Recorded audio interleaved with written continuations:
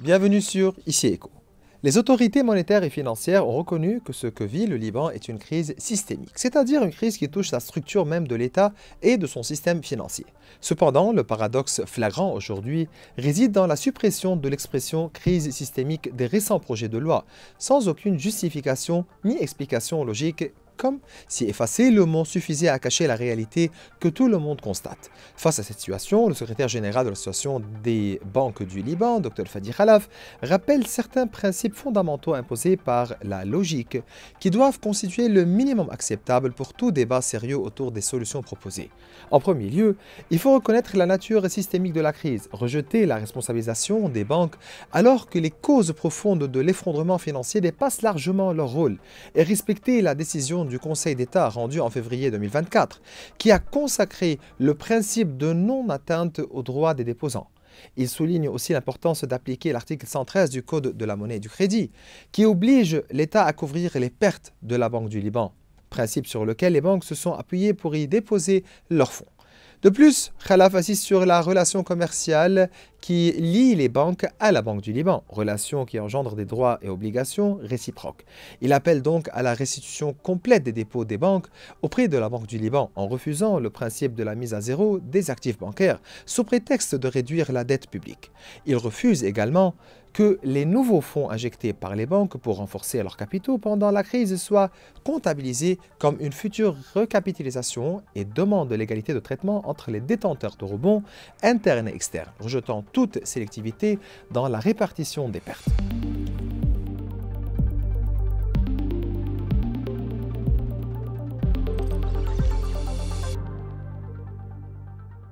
Durant cet épisode, nous suivrons les principaux dossiers économiques et financiers, notamment les négociations avec le FMI, la loi sur le gap financier, la restructuration du secteur bancaire et les pressions internationales sur le Liban avec l'ancien ministre de l'économie et du commerce, Alain Hakim. Professeur Hakim, c'est toujours un plaisir de vous recevoir. Merci de me recevoir aussi. Bien voilà, nous aborderons d'abord la visite de la délégation du ministère américain du Trésor à Beyrouth. Cette délégation a averti que le Liban dispose d'un délai ne dépassant pas 2 mois, soit jusqu'à la fin de l'année en cours, pour entreprendre des changements sérieux, des mesures réelles et efficaces concernant le désarmement et le monopole de l'État sur les armes. L'affirmation de sa souveraineté sur l'ensemble du territoire et la reprise du contrôle par l'armée libanaise. En plus, d'engager les réformes nécessaires et de lancer des négociations avec Israël. Premièrement, comment analysez-vous sur le plan politique économique les résultats de la récente visite de la délégation du Trésor américain? Il faut être clair à ce niveau-là. C'est une visite qui met en lumière l'urgence des réformes à apporter au niveau du Liban, des réformes profondes, économiques, etc., sociales, financières. Sur le plan politique, elle souligne le besoin d'affirmer la souveraineté sur tout le territoire libanais.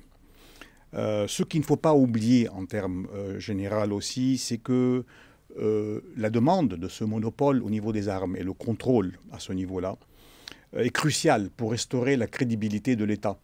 Et quand on restaure la crédibilité de l'État, on restaure la confiance dans l'État libanais, on restaure la confiance dans l'économie libanaise. Donc on est en train de développer une approche nouvelle, positive vis-à-vis de ceci. Sans oublier et en prenant en considération, excusez-moi, le fait que cette délégation a un caractère et des traits purement antiterroristes.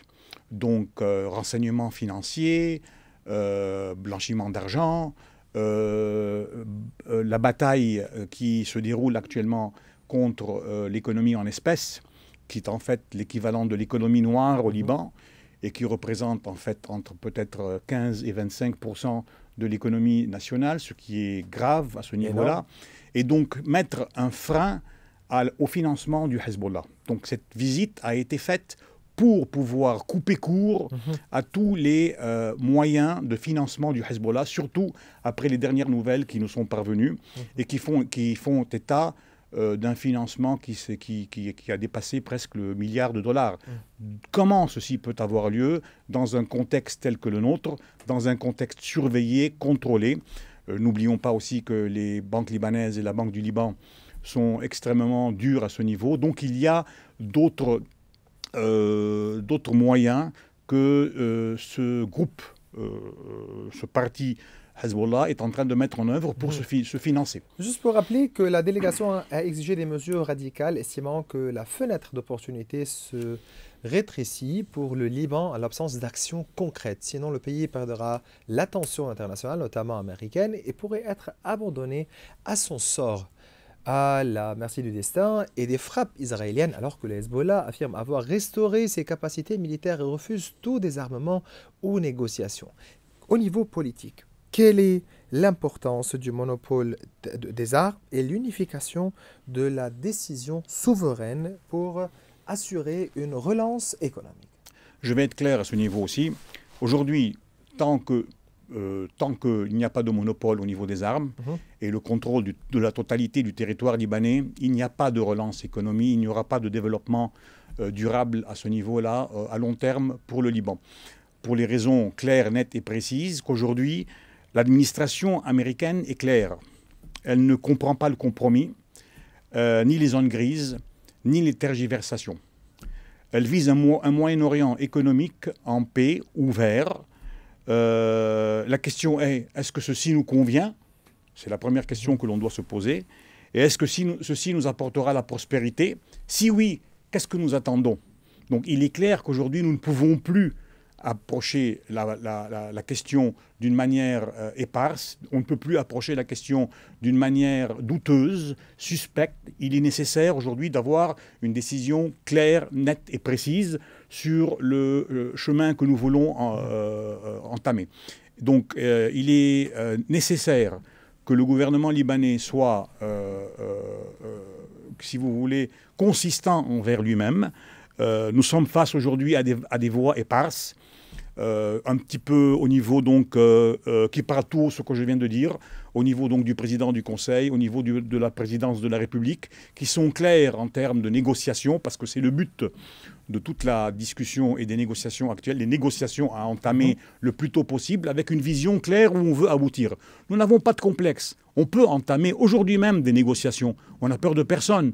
Et ces négociations peuvent être fructueuses à plusieurs niveaux. Et comme je disais, aujourd'hui, le président du Conseil et le président de la République sont clairs à ce niveau et sont en train de pousser les choses. Il faut qu'il y ait une solidarité totale des partis au niveau du Parlement libanais pour pousser ceci. Alors que, par exemple, le président du Parlement est en train de couvrir une collaboration avec un État étranger qui est l'Iran. Il faudrait qu'on soulève un tollé au Parlement vis-à-vis de ceci, pour contrer ceci d'une manière globale. Aujourd'hui, nous avons, face à ceci, nous avons des compromis qui ont lieu.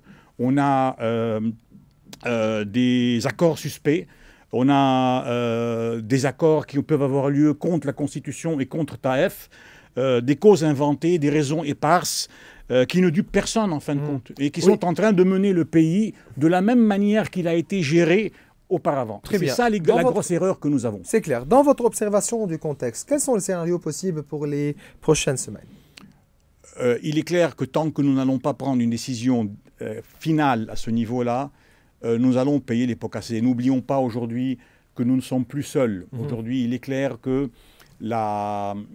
l'approche qui a été faite entre le président Trump et le président syrien représente un très grand danger pour le Liban.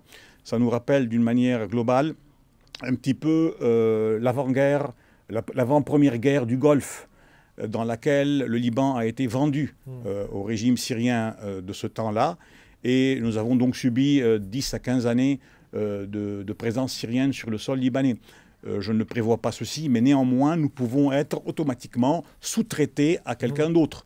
Quel que soit ce quelqu'un d'autre, à mon avis, la Syrie aurait la préférence parce qu'elle avance à grands pas. N'oublions pas que jusqu'à aujourd'hui, la Syrie a entamé plus ou moins dans les 26 milliards de dollars d'accords tacites entre elle et les pays du Golfe, des investisseurs, etc. Donc tout ceci, n'oublions pas que le président Sharia est en train d'être reçu, c'est pour la seconde fois à Washington, dont la deuxième au niveau du président Trump. Nous avons vu la familiarité avec laquelle les deux se traitent. On a vu donc qu'il y a un accord tacite du président syrien à rentrer dans le train en marche du président Trump pour l'intérêt, bien sûr, de la Syrie, bien entendu. N'oublions pas les origines du président syrien. Donc, il est en train de travailler au niveau de la prospérité de la Syrie. Aujourd'hui, au Liban, qui le fait? Aujourd'hui, nous avons besoin, le président a déjà lancé, le président Joseph Aoun a déjà lancé cette approche. Nous devons nous rassembler tous tout autour pour pouvoir faire avancer les choses. Au Liban, la présence de différents blocs au niveau du Parlement libanais rendent la chose un petit peu plus difficile. Donc, et les prérogatives du président sont limitées. Néanmoins, il faut faire preuve d'audace, encore une fois. L'audace vient quand le courage est nécessaire et bien sûr quand il faut profiter des occasions qui sont présentes. Voilà pourquoi aujourd'hui, il faut que le gouvernement libanais ainsi que les institutions libanaises aient plus d'audace à ce niveau. Nous devons arrêter les compromis, les accords sous table qui ne mènent à rien en fin de compte. La stabilité financière ne peut être atteinte sans confiance entre l'État et les déposants, ça c'est clair. Et la reprise de l'activité économique ne peut se faire qu'à travers un plan clair pour restaurer la liquidité des banques, protégée par les fonds des citoyens et redonner au secteur bancaire son rôle vital dans l'économie nationale. La situation actuelle du Liban financière et économique est une crise sans précédent, nécessitant des mesures décisives pour rétablir la confiance, protéger les déposants et définir clairement les responsabilités de l'État. Si la crise est systémique, comme l'affirment les acteurs eux-mêmes, comment peut-elle être traitée par des lois ignorant sa nature, la nature de cette crise? Il faut être clair, nous ne sommes même plus dans une crise systémique, nous sommes dans une crise holistique, donc globale, générale. Et il est nécessaire qu'on reconnaisse ceci. Et qu'on reconnaisse en même temps qu'aujourd'hui, après 6 ans, nous avons besoin d'une nouvelle approche. Nous ne pouvons plus gérer la chose de la même manière. En gérant la chose de la même manière, nous aurons les mêmes résultats qui ont eu lieu, qui sont des décisions qui ne mènent à rien. Et bien sûr, nous sommes loin de réussir une quelconque percée à ce niveau. La preuve où nous en sommes aujourd'hui. Donc, premièrement, reconnaissance que la crise est holistique. Deuxième point, reconnaissance aussi que les solutions sont possibles. Il y en a. Elles ne sont pas simples. Elles vont faire mal, bien entendu. Ce qui est très normal vis-à-vis d'une situation pareille. Et vis-à-vis, encore une fois, d'une crise holistique. Donc, ça va faire mal, mais les solutions sont là. Et en général, elles sont plus ou moins à moyen et long terme. Il faut le reconnaître. Un point essentiel, en deuxième lieu, c'est le respect des droits des déposants. C'est inébranlable. Le respect des droits des déposants et bien sûr la jurisprudence du Conseil d'État qui a déjà donné son avis à ce sujet-là et qui a bien entendu protégé le système d'une manière directe. N'oublions pas aussi qu'il faut recapitaliser la Banque du Liban. Bon, il faut que quelqu'un puisse déjà reconnaître, nous parlons ici des 16,5 milliards de dollars que l'État doit reconnaître vis-à-vis de la Banque du Liban, qui jusqu'à aujourd'hui, en tant que dette, bien entendu. Et donc entamer une restitution complète des dépôts des banques auprès de la Banque du Liban. Parce qu'une fois que ceci a lieu, ou tout au moins cette préservation va permettre de préserver les dépôts des déposants. N'oublions pas que le lien est direct, c'est un cycle. Nous ne parlons pas ici d'entités indépendantes. Encore une fois, la crise est une crise holistique. J'espère qu'ils comprennent qu'est-ce que nous voulons dire par holistique à ce niveau-là. Il y a aussi un besoin de transparence entre l'État, le secteur bancaire, et bien sûr la Banque du Liban, pour restaurer cette confiance. Donc, il est nécessaire que nous parlions ici de gouvernance, de transparence, d'une approche étatique à ce niveau. Ici, la crise n'est pas simplement le renflouement de quelques banques qui ont perdu leur argent ou qui ont mal géré leur argent. Ici, nous parlons d'un État qui a perdu donc l'entité financière même de sa constitution, avec bien entendu une égalité de traitement au niveau des eurobonds. C'est ça, mais permettez-moi, quelle est l'importance de préciser dans le préambule de la loi sur le gap financier que le Liban fait face à une crise systémique? Vous dites aussi qu'on est passé à une crise holistique, mais l'importance de mentionner qu'on fait face à cette crise systémique et comment cette qualification va influencer les solutions à proposer. D'abord, tout le fait de dire que nous sommes face à une crise systémique holistique, nous pouvons l'appeler comme nous voulons, l'important c'est qu'elle est globale, permet de concevoir des solutions globales et non pas des solutions partielles ou contradictoires, comme c'est le cas actuellement. Nous voyons aujourd'hui, d'une part, des responsables qui préconisent la récupération des dépôts, d'autres qui préconisent la liquidation des dépôts. Donc il y a une contradiction flagrante au niveau du discours étatique, ce qui est source de manque de confiance et d'insécurité vis-à-vis non seulement de la société internationale et des instances internationales, mais aussi vis-à-vis du citoyen libanais et des déposants. C'est flagrant à ce niveau-là. Donc la solution globale qui devrait avoir lieu, on ne fait que le répéter, ça inclut l'État, la Banque du Liban, les banques bien entendu, qui doivent trouver une solution. Donc nous revenons à la question des priorités à ce niveau-là en termes de redressement financier à ce niveau-là. Il y a une part de responsabilité qui doit être distribuée au niveau des trois joueurs. Et l'État doit jouer son rôle à ce niveau. Sinon, il n'y aura pas de relèvement et ceci entraîne la législation vers une récapitalisation, encore une fois. La protection des déposants, nous en avons parlé, et la responsabilité de l'État dans le refinancement de ce déficit qui est donc sa propre responsabilité. Sans cette reconnaissance, encore une fois, les solutions seront partielles, comme jusqu'à aujourd'hui. Nous n'aurons rien de concret à ce niveau, inefficaces et vont aggraver la crise. Et selon vous, quels sont les principaux principes logiques à appliquer pour pouvoir protéger ce secteur bancaire, les dépôts des déposants et garantir une reprise économique? Si nous devons prendre ceci d'une manière concrète et pouvoir appliquer ceci, je vais reprendre deux points essentiels. Normalisation des transactions bancaires et la reprise du cycle économique. Mais les deux cas ne peuvent être que lorsqu'il y aura un contrôle du territoire libanais au niveau de la souveraineté et un monopole des armes. Et ceci n'aura jamais lieu tant que ceci n'a pas été résolu.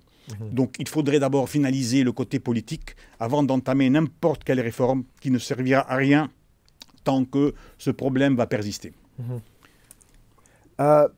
Mais passons aussi au secteur bancaire. Ce secteur bancaire qui, malgré le poids de la crise, de ses conséquences, est convaincu que la coopération constructive avec les autorités compétentes est le seul moyen d'arriver à des solutions réalistes qui préservent les droits des déposants, assurent la pérennité du secteur. Pourquoi? Un partenariat institutionnel est indispensable. Parce qu'aujourd'hui, si on veut restaurer la confiance et assurer la pérennité du système financier, il faut que ce partenariat ait lieu. Il faut que cette coopération qui garantisse des solutions soit réaliste et respectueuse, en fin de compte, des droits des déposants, comme nous l'avons dit. Et les banques savent qu'aucune mesure partielle ne mènera à des solutions. Donc il est nécessaire, encore une fois, que cette coopération ait lieu entre les différentes entités, parce qu'en fin de compte, encore une fois, quand on parle d'une crise holistique, nous parlons donc d'un cycle complet entraînant plusieurs acteurs. Et ces acteurs sont clairs. On en a parlé depuis déjà 6 ans. Qu'est-ce qui a été fait jusqu'à aujourd'hui? Rien, malheureusement. Toute coopération réelle et constructive doit se traduire dans les faits par la reconnaissance complète de la nature systémique de la crise et le respect du partenariat institutionnel qui implique la participation de toutes les parties prenantes, en premier lieu les banques, et l'élaboration des solutions. Comment le gouvernement libanais peut-il approuver sans discussion les observations du FMI sur la loi de restructuration du secteur bancaire? En premier lieu, ceci reflète donc bien entendu un manque de souveraineté, un manque de souveraineté et un manque de rigueur dans l'approche, malheureusement. Encore une fois, nous revenons à ce que j'avais dit en termes de contradiction au niveau étatique entre les institutions et donc les hauts responsables qui se contredisent eux-mêmes, ne sachant pas vraiment qu'est-ce qu'ils sont en train de faire. Et certaines de ces remarques contredisent les décisions qui ont été prises par le Conseil constitutionnel. Bien sûr, et ceci peut aggraver l'insécurité juridique à ce niveau-là et miner la confiance des déposants. Encore une fois, C'est incroyable comment nous sommes en train de nous tirer des balles dans les pieds, comme on le dit. Et en fin de compte, le gouvernement a le devoir de rééquilibrer les recommandations internationales dans le respect des institutions.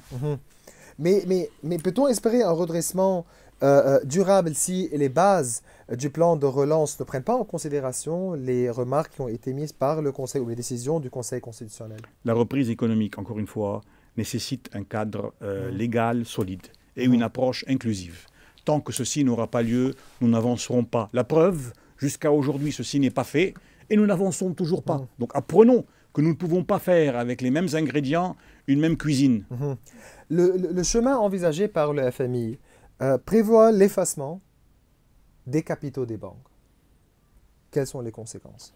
Automatiquement, qui paiera les déposants? Donc, parce qu'en fin de compte, encore une fois, c'est un cycle. Et aujourd'hui, si les banques déposent leur bilan et si les banques sont automatiquement, si on veut, mises à l'écart, automatiquement, le déposant est le premier qui va payer le prix de cette décision, malheureusement. Et le remplacement des banques actuelles par de nouvelles banques? Ça ne servira à rien. C'est fondamental que le secteur actuel, qui est en fin de compte, d'une manière globale, assez sain au niveau de la solvabilité. Il lui manque une certaine liquidité. Quand nous parlons de restructuration, nous ne parlons pas de restructurer des organisations. Nous parlons de recapitalisation et refinancement de ces institutions auxquelles c'est ça. On a pris. Vous insistez sur le fait de la recapitalisation de la Banque centrale. Bien sûr. Donc, d'ici l'importance de l'application de la loi 113 du Code de la monnaie et du crédit. Voilà. Quelle est l'importance d'application de cette loi? C'est fondamental pour restaurer la solvabilité du secteur bancaire. Et garantir aussi, donc automatiquement, on parle d'un article ici, pas une loi, donc c'est l'article. C'est l'article. Et garantir aussi le dépôt garantir, je dis bien, le dépôt des citoyens qui seront donc protégés. Et cette mesure permet de rétablir une certaine confiance et bien sûr d'améliorer la liquidité de ces banques à long terme.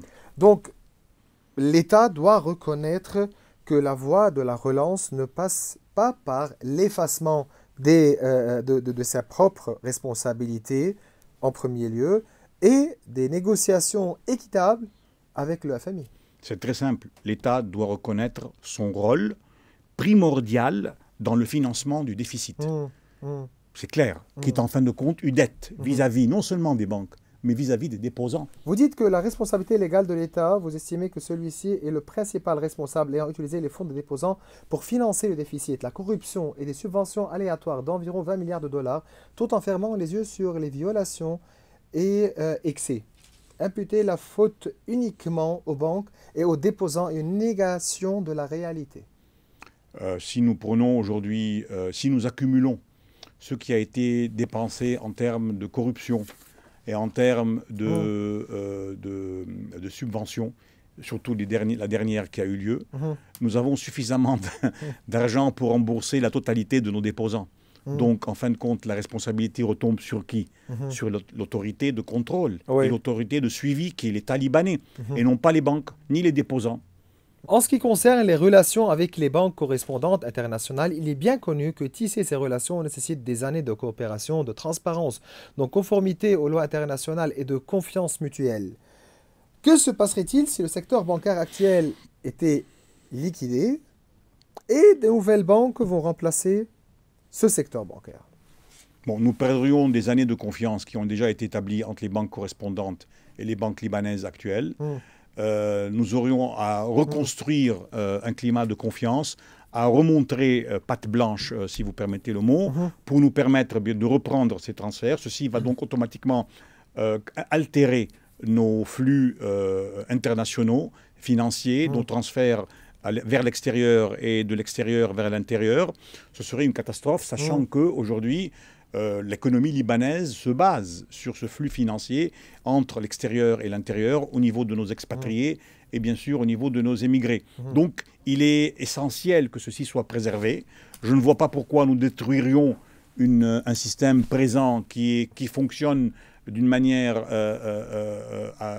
excellente pour le remplacer par un nouveau système qui peut donc porter préjudice à ceci et bien entendu créer un nouveau un nouveau scénario financier et bancaire dont nous n'avons pas besoin actuellement. Et ceci n'a jamais eu lieu, en fin de compte. On a toujours repris le système bancaire actuel, le système financier, on l'a remis sur pied, on le refinance, C'est pour ça on que le vous dites à chaque fois recapitalise. qu'on n'a pas besoin de restructuration du secteur. Voilà. Donc pour moi, une restructuration du secteur veut dire que le secteur a failli au niveau de sa gestion, ce qui n'est pas le cas. Ce qui n'est pas le cas. Ce qui n'est pas le cas. Certainement. Ce n'est pas Au le cas. niveau de la solvabilité, en matière de restauration de la solvabilité du secteur bancaire et l'importance de la restructuration, qu'en est-il de la solvabilité des banques libanaises? Il faut être clair qu'aujourd'hui, la solvabilité, bon, nous avons deux piliers au niveau donc du refinancement des banques. Deux piliers d'une manière globale, la solvabilité et la liquidité. La solvabilité des banques actuellement n'est pas complètement, elle n'est pas dans son état, si on veut, le meilleur, mais néanmoins, si nous prenons en compte, les actifs de ces banques, la réévaluation de ces actifs, qui sont, je parle globalement bien entendu, il peut y avoir des cas spécifiques, etc. Nous préconisons d'ailleurs certaines fusions, certaines acquisitions, mais néanmoins, globalement, au niveau de leurs actifs, de leur réévaluation, de leur trésorerie actuelle, en espèces, bien entendu, et ensuite de leurs avoirs à la Banque du Liban. N'oublions pas ceci qui est essentiel. Plus, aujourd'hui, les eurobonds. Je vous rappelle qu'ici même, dans ce studio, nous avions dit, il y a peut-être, je ne sais pas moi, 10 mois ou 11 mois, juste avant l'élection du président, que les eurobonds étaient à 6 points. Aujourd'hui, nous sommes à 23, sachant que chaque point entraîne une augmentation incroyable en termes de dollars en espèces. Donc, on est à 23 points, donc on a augmenté de 6 à 23 points aujourd'hui. Si nous prenons tout ceci en considération, nous considérons que la solvabilité, plus ou moins, ainsi que la liquidité, qui devrait être bien entendu améliorée, sont dans un état adéquat après 6 ans d'inactivité, d'inaction, de n'avoir pris aucune décision. Donc imaginons si nous prenons des décisions, comment il pourrait y avoir un rebond au niveau du secteur financier et bancaire. Vous considérez que l'un des outils principaux essentiels de la solution est l'application de ce que vous appelez le Cash Management Control. En quoi ce mécanisme diffère du Capital Control traditionnel? Cessons de réfléchir de la même manière. Essayons de penser ce qu'on dit out of the box, hors de la boîte, d'une manière globale. Aujourd'hui, le Capital Control était un outil qui devait être utilisé d'une manière ponctuelle, avec une date d'expiration spécifique. Donc, il vient pour 2 semaines, 2 mois, 3 mois, 4 mois. C'est trop tard après 6 ans. Donc, nous ne pouvons pas faire ceci. Aujourd'hui, il est clair que le Cash Management Control, donc le contrôle des espèces qui sont en circulation, est important. Ceci permettrait donc d'apaiser les instances internationales qui nous ont visités dernièrement. D'ailleurs, la visite de la délégation américaine qui nous a rendu visite. Donc on en parlait justement en termes de blanchiment, de contre-terrorisme, de renseignements financiers, etc. Donc ça apaiserait d'abord ce côté-là. Deuxièmement, ça permettrait aux banques et à la Banque du Liban de mieux gérer leur masse monétaire, M1, sur le marché, d'une manière globale. Ceci éviterait les paniques, ceci éviterait les retraits excessifs, ceci éviterait l'emmagasinement d'espèces dans les maisons. Donc c'est un moyen de gérer toute cette économie d'une manière globale, de remplacer cette économie en espèces par une économie saine et adéquate, parce que n'oublions pas que cette gestion de cash management control se ferait à travers les outils en place, tels que les cartes par exemple, etc. Les cartes bancaires, bien entendu. Donc, la solution serait d'envisager une nouvelle approche. Ne restons pas embourbés dans les approches traditionnelles qui n'ont servi à rien. C'est toujours un plaisir de vous recevoir, professeur Alaa Hakim. Vous êtes ancien ministre de l'économie et du commerce. Merci. Bien voilà, mes chers téléspectateurs, nous arrivons à la fin de cette émission. Vous pouvez revoir tous nos épisodes sur nos réseaux sociaux. Au revoir.